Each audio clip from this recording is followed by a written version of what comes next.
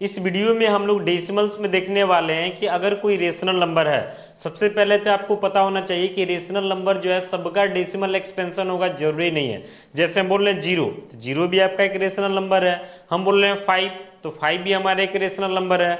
मान लेते हैं कि अगर हम बाई करके बोल रहे हैं, जैसे बोल रहे हैं 8/2, 8/2, तो ये भी हमारा रेशनल नंबर है। लेकिन ये जो है कहीं ना कहीं डेसिमल में कन्वर्ट नहीं होगा, क्योंकि 8 जो है 2 से डायरेक्टली कट जा रहा 4 टाइम्स में। समझ रहे हैं ना बात को।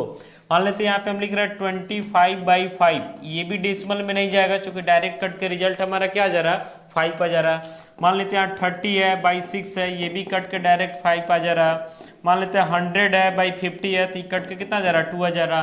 तो ये सब जो है कहीं ना कहीं डेसिमल में कन्वर्ट नहीं होगा। लेकिन कुछ वैसा रेशनल नंबर होगा जो डायरेक्टली जो है कहीं ना कहीं उसका न्यूमरेटर डिनोमिनेटर से नहीं कट पाता, और वो सब जो है कहीं ना कहीं डेसिमल में कन्वर्ट होता है। अब हम बात करते हैं कि जब रेशनल नंबर को डेसिमल में ले जाते हैं तो हमारे पास दो केस राइज होता है, जिसमें पहला केस होता है टर्मिनेटिंग डेसिमल और दूसरा केस होता है नॉन टर्मिनेटिंग डेसिमल। तो टर्मिनेटिंग डेसिमल का मतलब क्या हुआ कि डेसिमल के बाद एक नंबर ऑफ डिजिट जो है फाइनाइट आएगा और कहीं ना कहीं वहां पे आपका कट जाएगा। वहीं नॉन टर्मिनेटिंग का बात करते हैं तो डेसिमल के बाद नंबर ऑफ डिजिट क्या होते जाता है, इनफाइनाइट, यानी कि कहां तक जाएगा कोई सीमा नहीं है। फिर आपको पता होगा कि नॉन टर्मिनेटिंग का दो टाइप होता है, एक रिपीटिंग होता है, एक नॉन रिपीटिंग होता है। तो रिपीटिंग का मतलब हुआ कि डेसिमल के बाद एक पार्टिकुलर पैटर्न पे नंबर अगर अपने आप को रिपीट कर रहा तो कहीं ना कहीं रिपीटिंग में आता है। लेकिन अगर कुछ कुछ अलग आ रहा, कोई पार्टिकुलर पैटर्न डेसिमल के बाद नहीं बन रहा, तो आपका क्या हो जाता है, तो नॉन रिपीटिंग हो जाता है। अब आपको ये भी पता होना चाहिए, पहले के वीडियो में हम बताए भी हैं कि जो रेशनल नंबर का डेसिमल एक्सपेंशन होता है ये दो ही टाइप का होता है, एक टर्मिनेटिंग और दूसरा नॉन टर्मिनेटिंग में कंफर्म है कि रिपीटिंग ही होता है, यहां तक कोई दिक्कत नहीं है।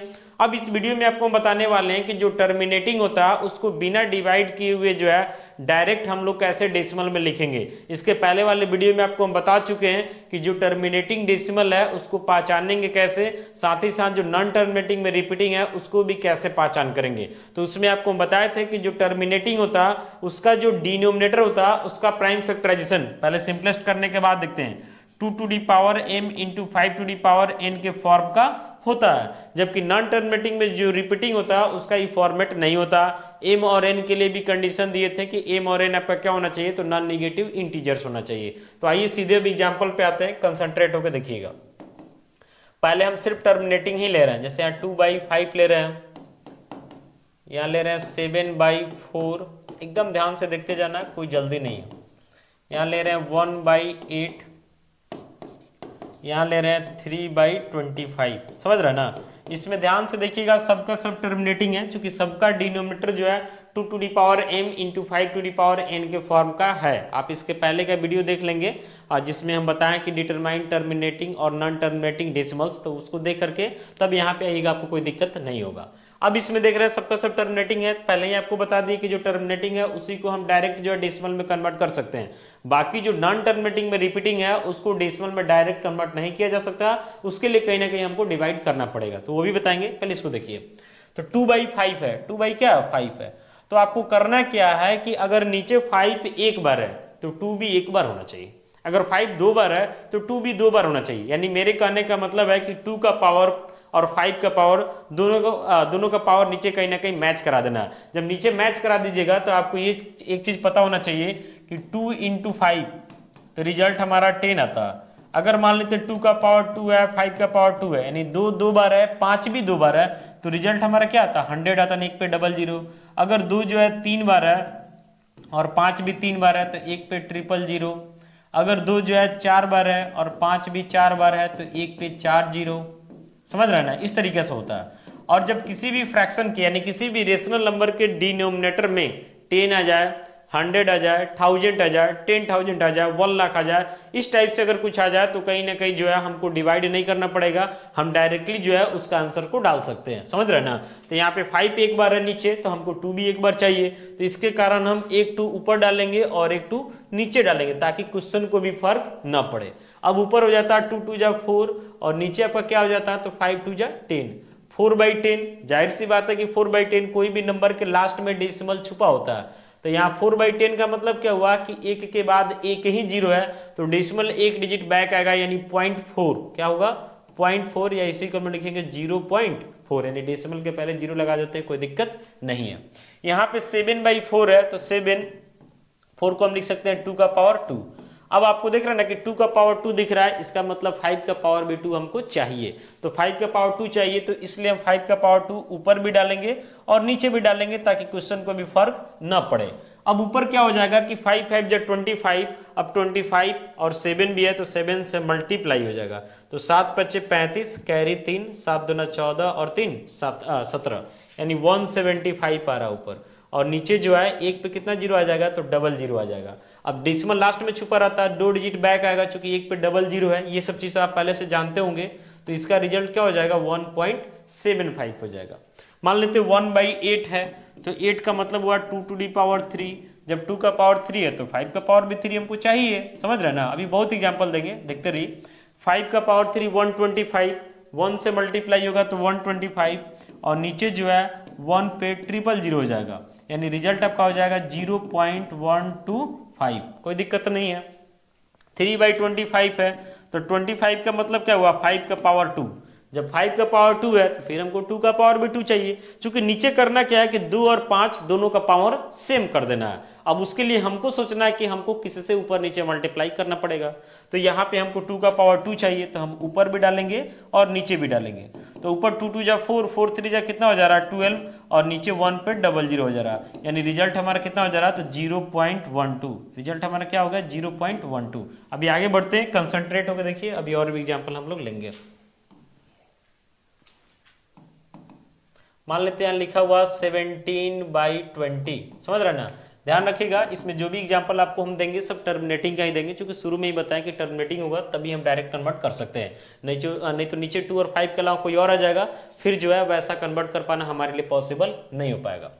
यहाँ लिख रहे हैं 5/8 लिख रहे हैं, यहाँ लिख रहे हैं 1/250 लिख रहे हैं, समझ रहे हैं ना। तो आइए सबको देखते हैं।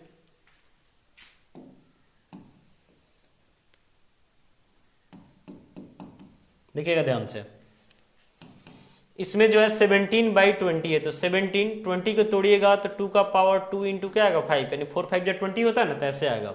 अब देख रहे हैं कि 2 2 टाइम्स है लेकिन 5 1 टाइम्स है, तो कमी किसका है, तो 5 का। कितने 5 का कमी है, तो एक 5 का कमी है, क्योंकि एक पहले से है, तो एक 5 ऊपर डालेंगे, एक 5 नीचे डालेंगे, तो ऊपर 17 5 जो कितना हो जाएगा 85, और नीचे 2 बार 2 2 बार 5, यानी 1 पर डबल जीरो, यानी रिजल्ट हमारा क्या हो जाएगा, तो 0.85 हो जाएगा। 5/8 है, तो 8 का मतलब हुआ 2 का पावर 3, तो हमको क्या चाहिए 5 भी तो 3 बार चाहिए, तो 5 का पावर 3 ऊपर और 5 का पावर 3 नीचे, नीचे 2 और 5 मैच कर जाना चाहिए। और जब भी टर्मिनेटिंग डेसिमल का कंसेप्ट पे आएगा तो कंफर्म है कि मैच हो जाएगा। अब ऊपर मल्टीप्लाई कीजिएगा तो 125 यानी 625 आ रहा, और नीचे 1 पे 000, यानी रिजल्ट अब क्या हो जाएगा, तो 0.625। ऐसे यहाँ पे आते हैं तो 1/250 है, तो 250 का मतलब 2 इंटू 5 का पावर 3 हो जाएगा, समझ रहा है ना।